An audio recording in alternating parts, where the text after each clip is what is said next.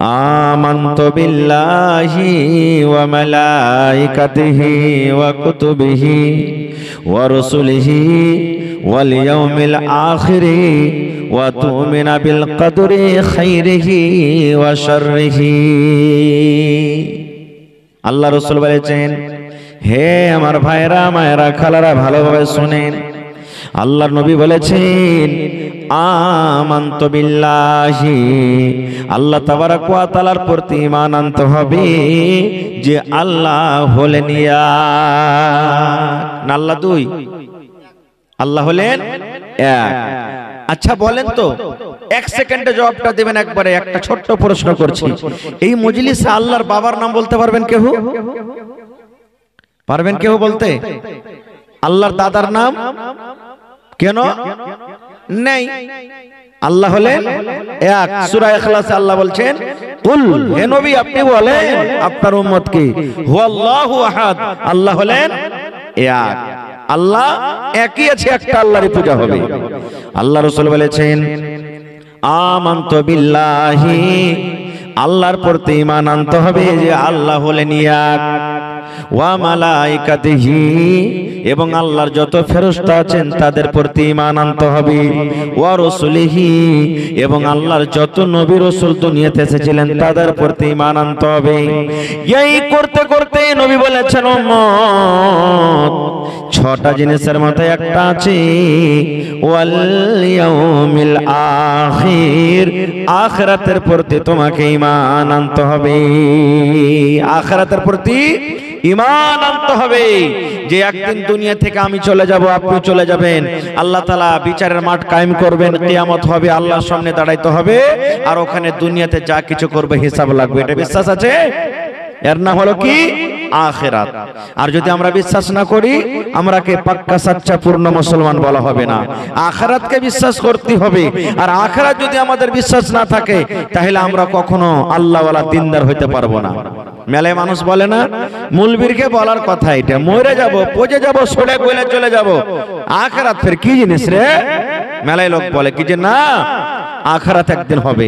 যেমন একটা বুখারী শরীফের হাদিসে এসেছে, আল্লাহ মুহাম্মদ সাল্লাল্লাহু আলাইহি সাল্লাম বলেছেন, একটা লোক আখিরাতকে মানতক না, একটা লোক ভালো কাম করতক না, গুনাহ পাপ বেশি করত, কি যে তার দিলে খটকিল, দিলে কাহিল, যখন ওর বয়সটা যখন শেষ হতে চলেছে, মরবো মরবো অবস্থাতে, এখন মনে করেছে আর দুনিয়াতে বাঁচবো না, তখন কয়েকটা তার বেটা ছিল, বেটারাকে ডাক দিয়ে বলছেন কি, রে আমার ছেলেরা, হে আমার বেটারা, কলেজার টুকরারা, তোরা শোন, আমি মনে হয় আর দুনিয়াতে বেশি দিন বাঁচবো না রে সোনারা, আমি চলে যাব, দুনিয়া থেকে বিদায় হয়ে যাব। বেটারে শোন, আমি যখন মরে যাব, আমার লাশটাকে তোরা খবরদার জমিনে দফন করিস না, আমাকে জমিনে তোরা গেড়ে দিস না, আমার লাশটাকে তোরা জ্বালিয়ে দিবি, আমার লাশটাকে তোরা পুড়িয়ে ছাই করে দিবি। শেষের বেলাতে বলছে, বেটারে আমি যখন মরবো, আমার লাশটাকে তোরা জ্বালিয়ে দিবি। ছেলেরা বলছে, কেনে জি আব্বা, গ্রামের লোকজন কি বলবে যে তোমাকে জ্বালাবো, আমরাকে যে কথা বলবে, কত রকম কথা বলবে, কেনে তোমার লাশটাকে জ্বালাবো? এবার লোকটা বলছেন, বেটারে জীবনে আমার নেকি কম রে ধন, জীবনে আমি বেশি ভালো কাম করতে পারিনি, যৌবন কাল চলে গেল হাসতে খেলতে, এই ধনেরা রে জীবনটা আমি দিকে ওদিকে কাটিয়ে দিয়েছি, আল্লাহর ইবাদত বান্দাগি করতে পারিনি, আমি আখিরাত বলে বিশ্বাস করিনি, এখন মরার টাইমে আমার আখিরাত বলে বিশ্বাস হয়েছে। যদি আল্লাহ রাব্বুল আলামিন সত্য হন, আর আখিরাত যদি সত্য হয়, আর আল্লাহ রাব্বুল আলামিন যদি আমাকে মরার পর দ্বিতীয়বার আল্লাহ রাব্বুল আলামিন জীবিত করার ক্ষমতা রাখেন, তাহলে আল্লাহ যখন আমাকে জীবিত করবেন, আল্লাহ আমাকে হিসাবের কাঠগড়াতে দাঁড় করাবেন, আর আমাকে জিজ্ঞাসা করবেন, বান্দা রে এটা কাজ কেন করেছিস রে বান্দা, এটা কাজ তুই কেন করেছিস রে বান্দা, এটা কাজ তুই কেন করিস না রে বান্দা। আমাকে যখন এরকম ভাবে আল্লাহ রাব্বুল আমিন প্রশ্ন করবেন, আমার কাছে নিয়ে কি অল্প, আমার কাছে নিয়ে কি কম, আমি আল্লাহ রাব্বুল আলামিনকে আমি হিসাব দিতে পারবো না। এই জন্য বেটারে আমাকে তোরা জ্বালিয়ে দিবি, আমাকে তোরা পুড়িয়ে দিবি, আমার ছাইগোলা কিছু পান্তে ভাসিয়ে দিবি, আর কিছু ছাইগোলা নিয়ে জমিনে পুঁতে দিবি, আর কিছু ছাই নিয়ে তোরা বাতাসে ছিটিয়ে দিবি, যেন আমার আল্লাহ আমাকে খুঁজে না পায়। ঠিক মরলো যখন লোকটা, বেটারা তাই করলো। বাপের মরা পর লাশটাকে জ্বালিয়ে ছাই কিছু পান্তে ভাসিয়ে দেওয়া হলো, কিছু জমিনে পুঁতে দিয়েছে, কিছু বাতাসে উড়িয়ে দিয়েছে। আচ্ছা বলেন তো, এই লোকটাকে আল্লাহ তাআলা ছাই করার পর আল্লাহ তাকে দ্বিতীয়বার জীবিত করতে পারবেন না পারবেন না? একটু বলেন, জোরে করে কথা বলেন, পারবেন? কেন আল্লাহ রাব্বুল আলামিন বলেন ইন্নাল্লাহা আলা কুল্লি শাইইন কাদির। আল্লাহ যা ইচ্ছা তাই করতে পারবেন। আল্লাহ প্রত্যেক জিনিসে হলেন কাদের, কুদরত রাখনে ওয়ালা। আল্লাহর কাছে কোনো জিনিসের কমি নেই। যে কোম্পানি এই মোবাইল তৈরি করেছে, যে কোম্পানি এই মোবাইল তৈরি করেছে, মোবাইলটাকে যদি আপনি ভেঙে দেন, ওই কোম্পানির মানুষ কি এরকম মোবাইল একটা তৈরি করতে পারবে না? জোরে বলেন, পারবে না পারবে না? পারবে। যে আল্লাহ রাব্বুল আমিন আমাকে আপনাকে সৃষ্টি করেছেন নাপাক নুতফা, নাপাক মানি থেকে, স্বামী স্ত্রীর মিলনে, মা বাবার মিলনে, যখন আমার আপনার কোনো ওজুদ ছিল না, আল্লাহ রাব্বুল আমিন তৈরি করেছেন। বলেন সেই আল্লাহ রাব্বুল আমিন সেই ছাই থেকে আবার কি মানুষ করতে পারবেন না? পারবেন না? ওরে সুবহানাল্লাহ! যে আল্লাহ রাব্বুল আমিন মাটি থেকে যদি মাটির আদমকে তৈরি করতে পারেন বিনা মায়ে বাপে, আল্লাহ রাব্বুল আমিন যদি মাটি থেকে মানুষকে তৈরি করতে পারেন, বলেন আল্লাহ রাব্বুল আমিন সেই ছাই থেকে কি আবার মানুষকে জীবিত করতে পারবেন না? পারবেন? আমার মাওলানা এক্ষুনি বলছিলেন আল্লাহ রাব্বুল আমিন দুনিয়াতে একটা সন্তান সৃষ্টি করেছিলেন যার মা আছে কিন্তু বাবা নাই, তার নাম হলো ঈসা আলাইহিস সালাম। ঈসা নবীকে আল্লাহ দুনিয়াতে সৃষ্টি করেছেন।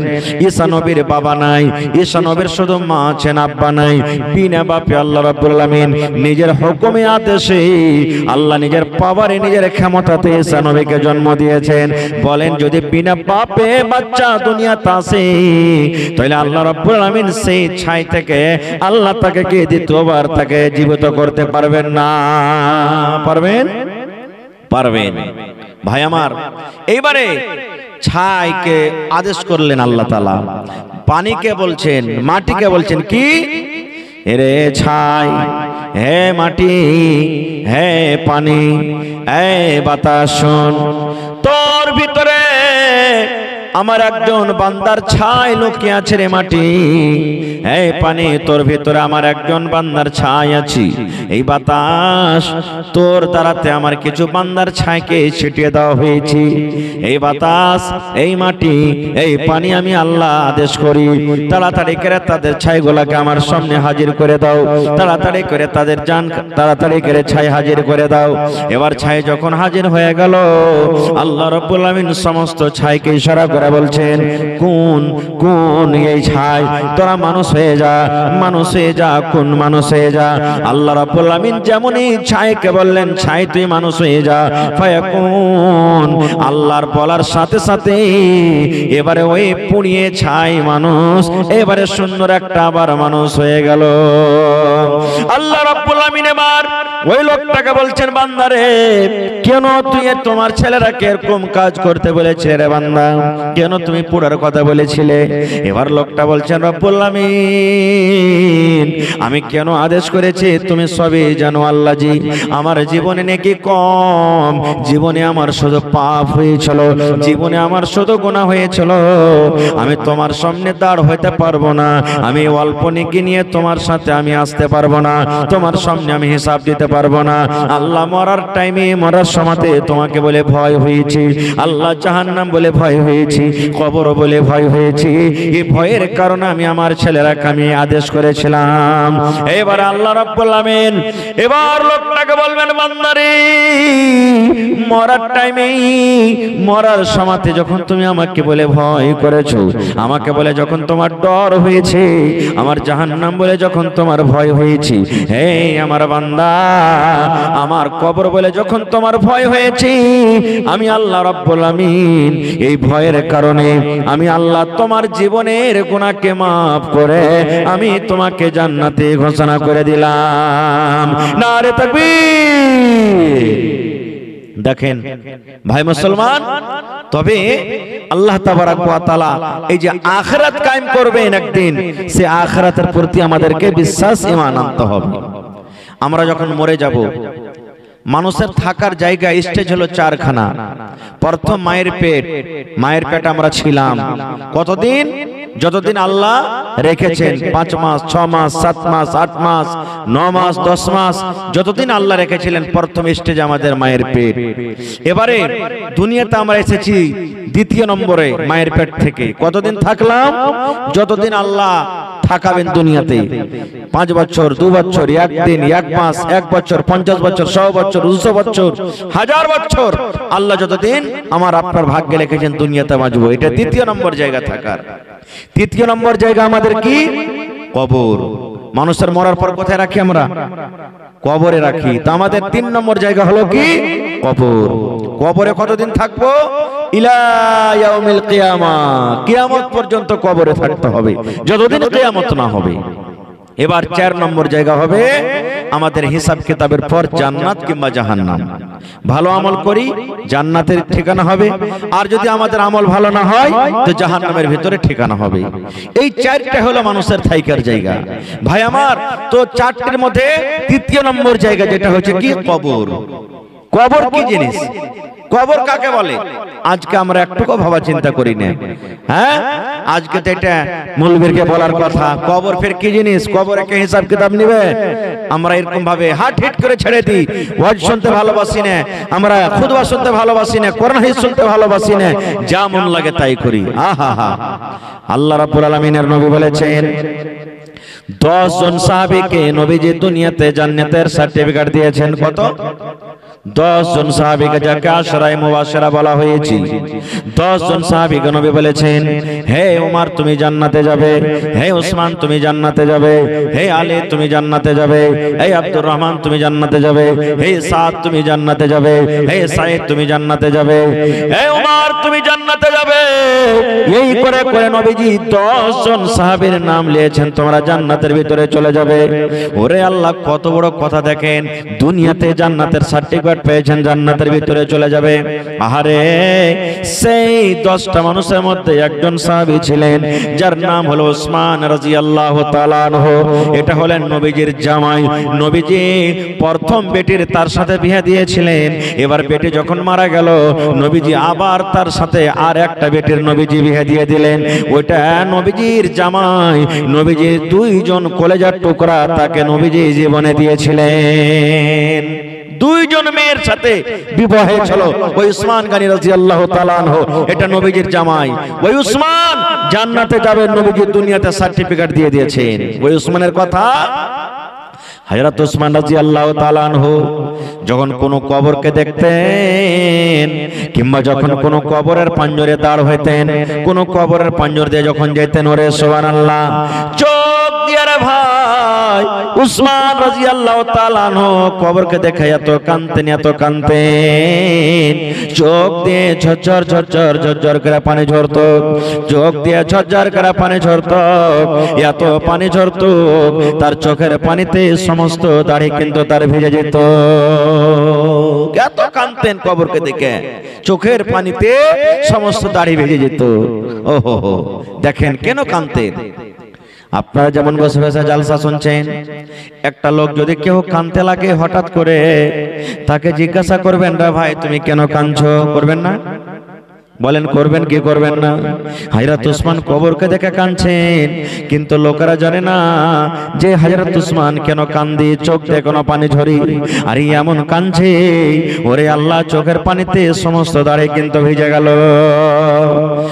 আল্লাহর নবীর সাহাবীরা পাঞ্জরে যারা ছিলেন বলছেন, উসমান কি কারণে তুমি কাঁদো? তোমার চোখে এত পানি কেন? কারণটা কি? কিছু বুঝতে পারলাম না, তোমার চোখের পানিতে সমস্ত দাড়ি ভিজে গেল, এই কান্দার কারণটা কি? তুমি কি একটু আমাদেরকে জানাবে না? এই আমার একড়া বানসার সরাঘাট এলাকার ভাইরা মায়েরা খালারা একটু শুনেন। এবারে উসমান গানিকে বলছেন, রে আমার বন্ধুরা, এই আল্লাহর নবীর সাহাবীরা, আমি কেন কাঁদছি রে? কান্নার কারণটা তোমরা শুনবে, তাইলে শোনো। আল্লাহর নবী বলেছেন, এই কবরকে দেখে আমি কাঁদছি। এই কবরের ব্যাপারে নবী আমার সামনে কিছু বয়ান করেছেন, তাই আমি কবরকে দেখে কাঁদছি।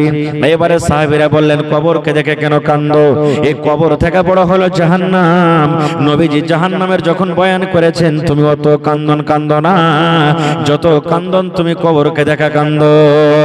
এইবারে উসমান বললেন, রে আল্লাহর নবীর সাহাবীরা, নবী আমার বলেছেন মানুষের মৃত্যুর পর, মানুষের যখন শ্বাস বন্ধ হয়ে যাবে, মানুষ যখন মরে যাবে, মানুষের মৃত্যুর পর সর্বপ্রথম তার জায়গা হবে কবর। কবর তার জায়গা হবে। মানুষ যখন মরে যাবে, ওই বেটারা কার বাড়িতে লাশটাকে রাখতে ভালো লাগবে না। মা যখন মরে যাবে, ওই মাটাকে আর বাড়িতে রাখতে হবে না। বাপ যখন মরে যাবে, ওই বাপকে কবরে আর রাখা হবে না। গ্রামের মোড়ল যখন মরে যাবে, ওই মোড়ল কার গ্রামে রাখা হবে না। যখন বেটা বেটিরা মরে যাবে, ওই বেটা বেটি কার গ্রামে রাখা হবে না। মৌলানা হাজের যখন মত হয়ে যাবে, ওই মৌলানা কিংবা হাজি কার গ্রামে রাখা হবে না। তাড়াতাড়ি করে 2 নম্বরে তাকে আমরা কবরে রেখে আসি। আল্লাহ রাসূল বলেছেন, রে আল্লাহর নবীর সাহাবীরা, মানুষের মৃত্যুর পর মানুষের থাকার জায়গা হবে সর্বপ্রথম কবর। কবর হবে রে। এবার কবরে যখন তাকে দফন কফন করে লোকজনেরা বাড়িতে রওনা হয়ে যাবে, আল্লাহ রাব্বুল আলামিনের পক্ষ থেকে তার কবরে 2টা ফেরেশতা আসবেন। ওই ফেরেশতা 2টা এসে তাকে উঠিয়ে বসাবেন, আর উঠা বসিয়ে তাকে 3খানা প্রশ্ন করবেন। আরবি জবানে আরবি ভাষাতে খুব প্রশ্ন করা হবে।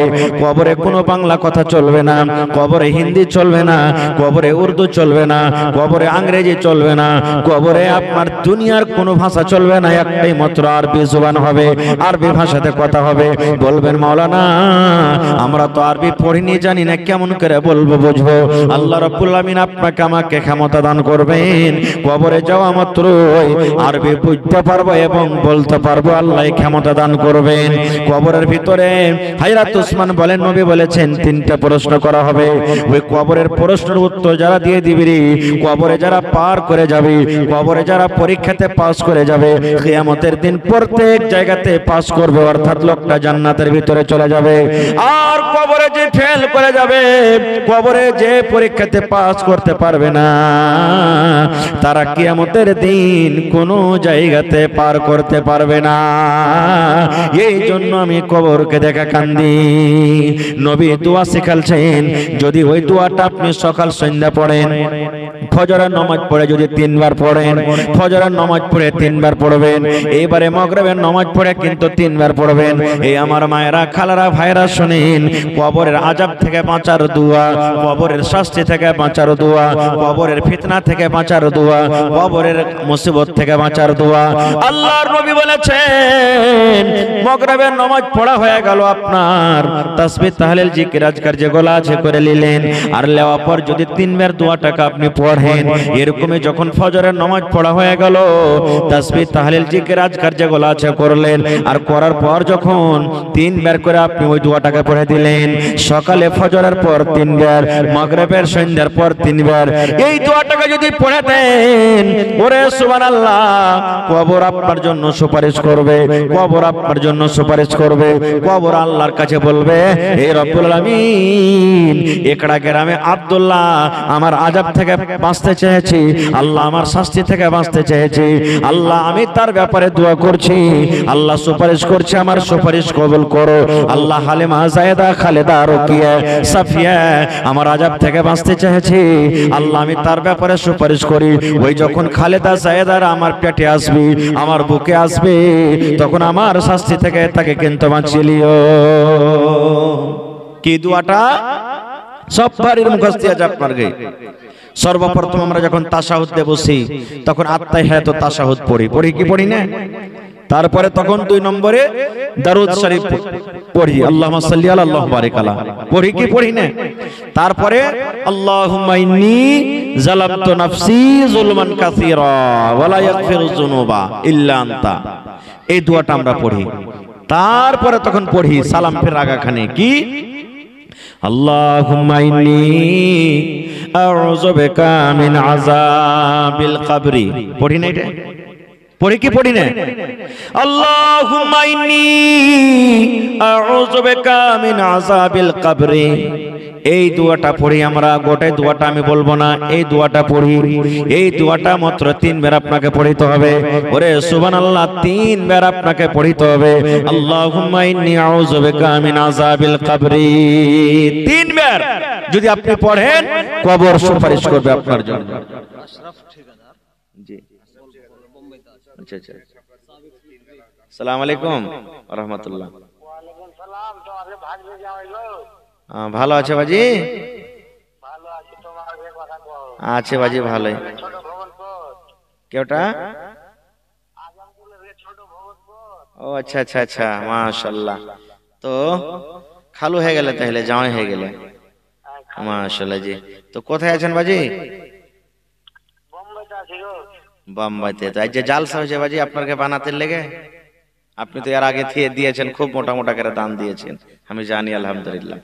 কি করব বাজি, সব জায়গায় দিতে খাইছে। জি জি আচ্ছা আচ্ছা, কহেন তো এতদিন থেকে এত দান দিয়েছেন, আল্লাহ কি কমালছে? বাড়িয়ে দিয়েছে আরো আপনার। আল্লাহ বলছেন আমাকে দিবি আরো বাড়াবো। তো আজ কটি দিবেন বাজি? আজ বলে 3 লাগবে এক বান্ডিল। 1 বান্ডিল টিনে হইবে বাজি? এত বড় মানুষ 1 বান্ডিল টিন কেন করে লিব?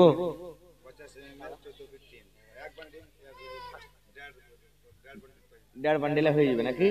50 mm 1.5 বান্ডিল মাদানী সাহেবের কোনা টিন হইলে হয়ে যাবে ইনশাআল্লাহ। 14 ফিটে 1.5 বান্ডিল, বেশি লাগবে না, যাই লেগে যাবে আপনি দিয়ে দিবেন টিনটা বাজি ইনশাআল্লাহ। দোয়া করে দিছি আপনার জন্য। আচ্ছা, বাপ মার নামে দোয়া করতে। ঠিক ঠিক ঠিক, দোয়া করে দিচ্ছি মাশাআল্লাহ। দেখেন আমার বাপজি, এই দেখেন বিদেশে পড়ে আছেন বাড়ি ঘর ছেড়ে, এই বানাতের জন্য 14 ফিট 50 mm 1.5 বান্ডিল টিন দান করলেন মা বাবার জন্য। নারে তাকবীর!